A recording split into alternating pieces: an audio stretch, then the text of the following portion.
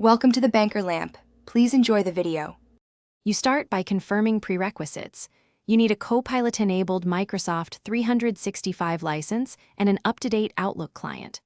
Once done, open Outlook and go straight to the Home ribbon. Click Get Add-ins and use the search box. Type Copilot or Microsoft Copilot and press Enter. Select the official Microsoft Copilot add-in from the results, then click Add or Install. This first action registers the add-in to your mailbox and begins the installation process. If you cannot add Copilot locally, make sure your tenant admin deploys it. Log in to the Microsoft 365 Admin Center, navigate to Settings, then Integrated Apps or Setup and choose Add-ins. Use the Add from Office Store option and pick Microsoft Copilot. Assign the add-in to specific users or groups, select Deployment Scope, and save the policy. Once the admin deploys, users get the add-in automatically. Make sure to notify users to restart Outlook so the ribbon reflects the change.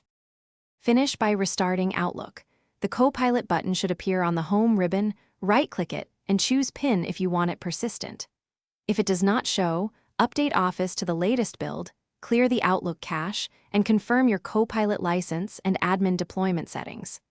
If problems persist, make sure your account isn't blocked by policy, then contact your tenant admin or Microsoft support. One quick troubleshooting tip. Run Office Repair or Test in Outlook on the web to isolate client versus tenant issues. Thanks for watching. If this was helpful, leave a like and consider subscribing. See you next time.